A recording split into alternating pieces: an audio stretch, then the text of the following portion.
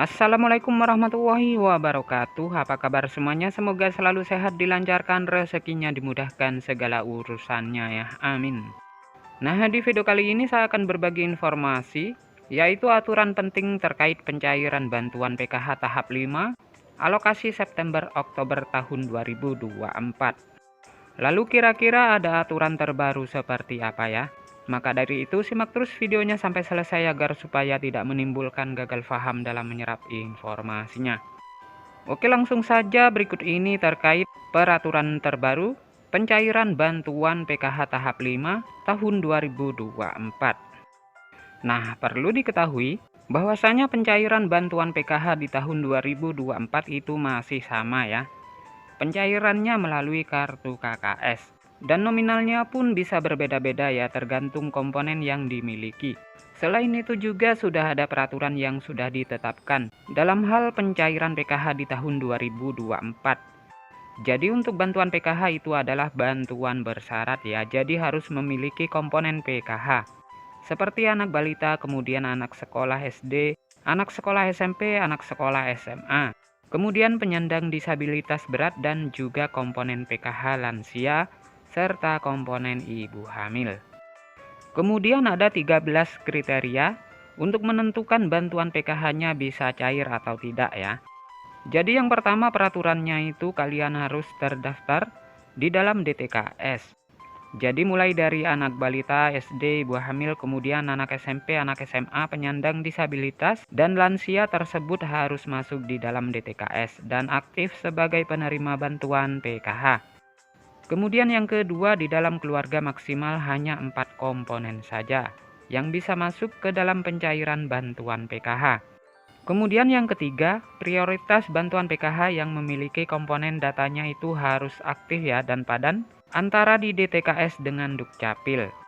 Kemudian peraturan yang kelima, jika kalian terdaftar sebagai penerima bantuan PKH anak sekolah, baik itu SD, SMP maupun SMA, datanya harus terdaftar di aplikasi Dapodik sekolah masing-masing dan datanya padan dengan DTKS, jadi tidak boleh ada perbedaan.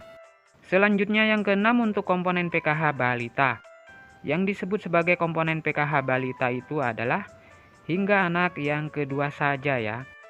Nah, apabila ada balita ketiga ataupun balita keempat dan seterusnya, maka sudah tidak dapat dibilang penerima bantuan PKH lagi ya, karena dibatasi sampai balita kedua saja. Selanjutnya peraturan ke-8 untuk komponen disabilitas. Jadi maksimalnya itu ada 4 orang ya yang bisa menerima bantuan PKH.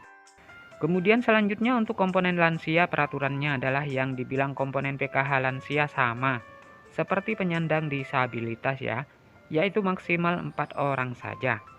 Kemudian peraturan selanjutnya, untuk komponen lansia tersebut itu usianya harus mencapai minimal umur 60 tahun ke atas.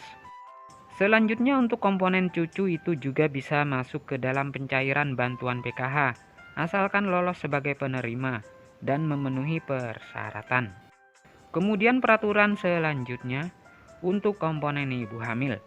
Jadi yang dianggap atau dibilang komponen PKH ibu hamil adalah hanya sampai kehamilan yang kedua saja ya. Jadi apabila hamil yang ketiga kalinya atau keempat kalinya, itu sudah tidak bisa dapat bantuan PKH. Kemudian juga memiliki anak yang normal, yang bersekolah di jenjang SD.